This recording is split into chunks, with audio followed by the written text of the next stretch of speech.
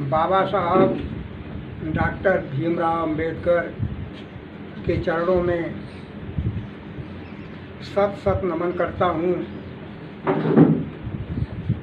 यहाँ उपस्थित सभी बंधुओं का हार्दिक स्वागत और अभिनंदन करता हूँ।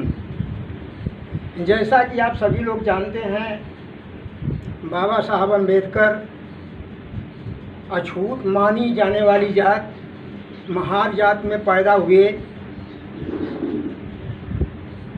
लेकिन अछूत जात में पैदा होकर भी उन्होंने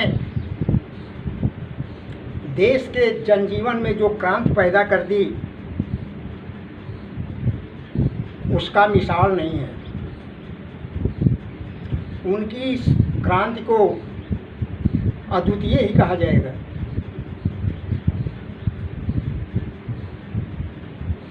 हजारों वर्षों से हिंदू धर्म द्वारा मान्य छुआछूत को उन्होंने कानून बनाकर कानून के बल पर उसको नष्ट कराया। जन जन में जो भेद घुसा हुआ था उस भेद को दूर करने के लिए उन्होंने समानता के अधिकार को स्थापित करने वाला एक मजबूत और पवित्र संविधान देश को दिया। ऐसे अभूतपूर्व प्रतिभा के धनी डॉक्टर अंबेडकर का जीवन जितना रोमहर्षक और संघर्षमय है, उतना ही हमारे आपके लिए शिक्षाप्रद भी है।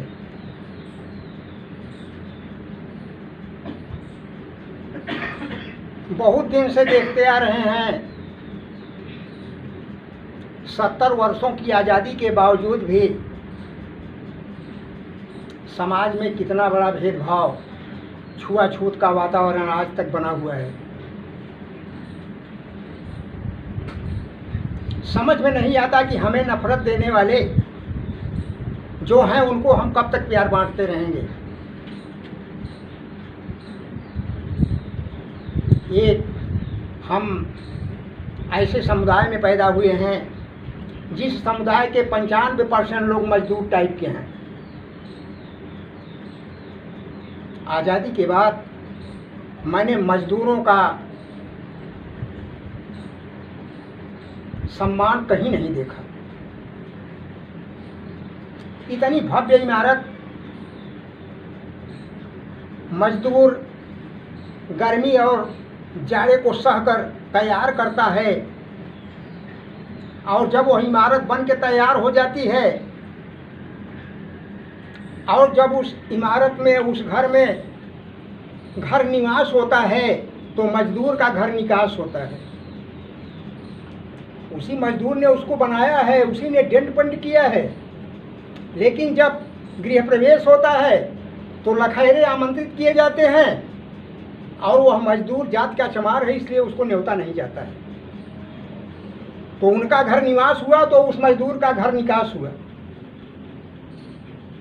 तो मेरे तो समझ में यही आता है कि यह देश संविधान से नहीं, धार्मिक और जाति कट्टरता से चल रहा है।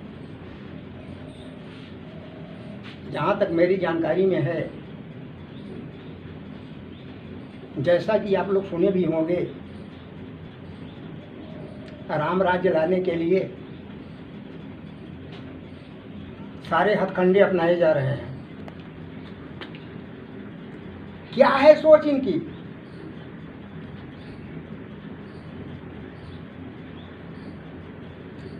उनकी सोच यह है कि बाबा साहब अंबेडकर के संविधान को नष्ट करके, इनके संविधान को पूर्णतः नष्ट करके लोकतंत्र के स्थान पर राम राज्य की स्थापना किया जाए और पूरे भारत को हिंदू राष्ट्र घोषित किया जाए। आज हमारा संविधान खतरे में है। जब संविधान खतरे में है तो हम भी खतरे में हैं।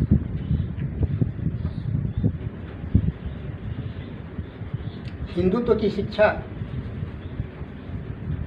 को अधिक बल मिले,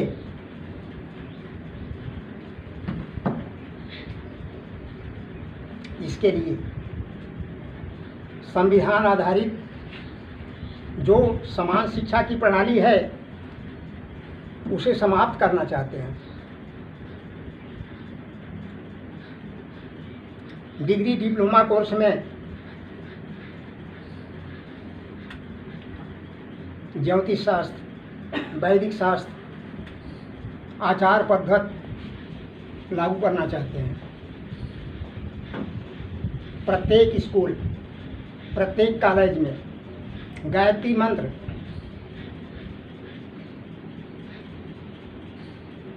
सरस्वती वंदना अनिवार्य करने की बात चल रही है।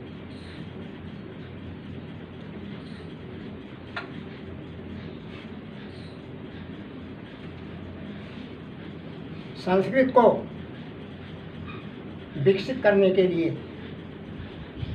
राजभाषा के रूप में घोषणा करने की बात चल रही है। इतना ही नहीं, कक्षा 1 से कक्षा स्नातक तक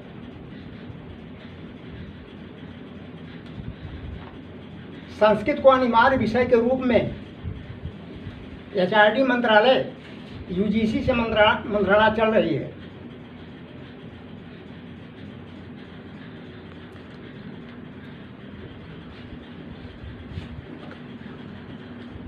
आज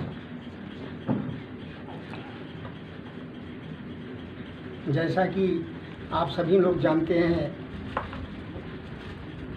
संचार का युग है। उसका भरपूर फायदा उठाने के लिए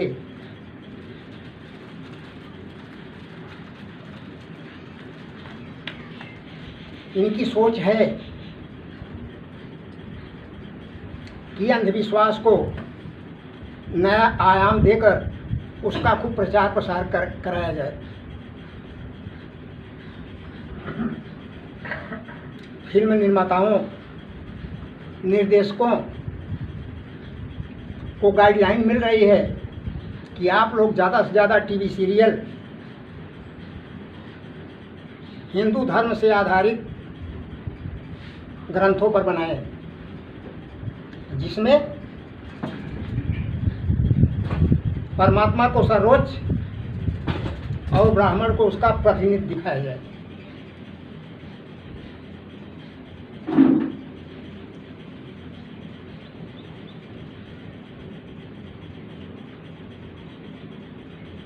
जो दलित और पिछड़ा बहुल क्षेत्र है, ऐसे क्षेत्रों में अधिक से अधिक जागरण कराए जाएं।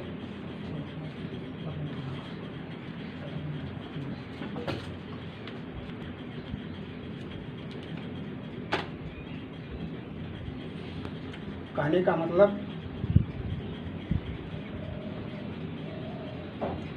अंधविश्वास अधिक से अधिक फैलाने की बात षड्यंत्र के तहत, साजिश के तहत रची जा रही है। अध्यापकों, प्रोफेसरों, इतिहासकारों, गीतकारों, कलाकारों, पत्रकारों को गाइड किया जा रहा है कि देश प्रदेश में जितने भी होटल, पार्क, रेस्तरां या अन्य संस्थान गौतम बुद्ध, अंबेडकर, पेरियार, संत रविदास, कहने का मतलब हमारी समुदाय के जितने भी महान लोग हैं उनके नाम से यदि है तो उसको बदलकर उसके स्थान पर कुरुक्षेत्र, हस्तिनापुर, जनकपुर, इस तरह नाम रखा जाए। तो आज अपने इस अमूल्य संविधान की रक्षा के लिए, अपने समाज समुदाय की रक्षा के लिए, अपने विकास और उत्थान के लिए आज यदि हमारी संख्या नहीं बढ़ेगी, हम संगठित नहीं होंगे, तो हमें अपने मिशन तक पहुंचने में, बाबा साहब के मिशन तक पहुंचने में अनेक प्रकार की कठिनाइयां उत्पन्न होंगी। किसी ने कहा भी है कि बिना कुछ किए जय जयकार नहीं होती, कोशिश करने वालों की कभी हार नहीं होती। तो यदि हम चल दिए हैं, अभी आप सुने होंगे यहीं बगल में बनारस है, बनारस की एक महिला है सोनी चौरसिया, 124 घंटे 125 घंटे कथक नृत्य करके उसने गिनीज बुक में अपना नाम दर्ज कराया है। सोचिए, इतनी बड़ी ऊर्जा कहाँ आ गई उसके अंदर। सोनी चौरसिया बनारस की पहचान सुने होंगे आप लोग। क्या वो ऊर्जा हम लोगों में नहीं है? वो ऊर्जा हमारे समाज में नहीं है?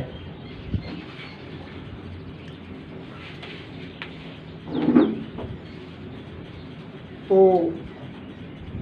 कोशिश एक ऐसी चीज़ है, कहा भी गया है कि कोशिशों से हारेगी जो भी तेरी मजबूरी है। सच है, हौसले से उड़ान मगर पंख भी जरूरी है।